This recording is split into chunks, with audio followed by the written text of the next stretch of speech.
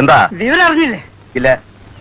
ഇതറിയാൻ ഈ ഭൂമി മലയാളത്തിൽ മേന മാത്രമേ ഉള്ളൂ. കാര്യം എന്താണെന്ന് പറയാം. കാറിനുള്ളിൽ സ്വിമ്മിംഗ് പൂൾ ഒരുക്കിയതിൽ സഞ്ജു ടെക്കിക്കെതിരെ കൂടുതൽ നടപടിയുമായി മോട്ടോർ വാഹന വകുപ്പ്.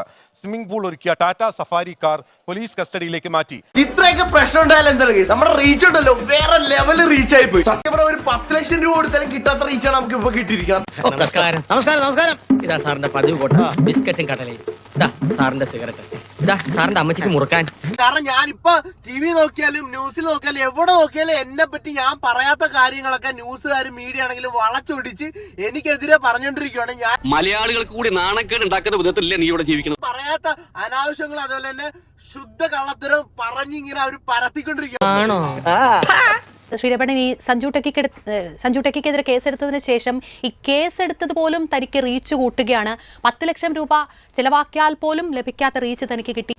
എന്റെ കർത്താവേ, പഞ്ചാരക്കൂനയുടെ നടുവിൽ അകപ്പെട്ട ഉറുമ്പിന്റേത് പോലായല്ലോ എന്റെ അവസ്ഥ. എവിടെ മുതൽ നക്കി തുടങ്ങണമെന്ന് ഒരു പിടി.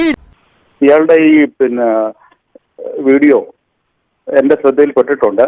പോലീസുകാര് ജൊക്കി വല്ലതും ചെയ്യുവോ? ഉമ്മ വയ്ക്കും. കൊമ്പമീശയില്ലാത്ത ജൊക്കിയുടെ ഭാഗ്യം. കൊമ്പമീശയോട് പോലീസുകാർക്ക് പ്രത്യേക സ്നേഹമാ. അവരത് പിഴുതെടുക്കും. മോട്ടോർ വാഹന നിയമലംഘനങ്ങൾ പൂർണ്ണമായും എടുത്ത നടപടിക്രമങ്ങൾ അത് എന്റെ മേൽ ഉദ്യോഗസ്ഥന്മാർക്ക് ഞാൻ റിപ്പോർട്ടായിട്ട് നൽകിയിട്ടുണ്ട്. അഹമ്മദില്ലേ അവൻ കാണിച്ചത്? നാലാളറിയട്ടെ, അവൻ മഹാ തെമ്മാടിയാണെന്ന്. എന്താ വാസു അറിയട്ടെ. ഇതുകൂടാതെ ഏറ്റവും പ്രധാനപ്പെട്ട ഒരു കാര്യം എന്ന് പറയുന്നത്, ഇത് ബഹുമാനപ്പെട്ട ഹൈക്കോടതിയുടെ ശ്രദ്ധയിൽ ഈ വിഷയം പെട്ടിട്ടുണ്ട്. ഹൈക്കോടതിയിൽ നിന്ന് കർശനമായ നടപടികൾ സ്വീകരിക്കുന്നതിനുള്ള നിർദ്ദേശമാണ് എനിക്ക് ലഭിച്ചിരിക്കുന്നത്.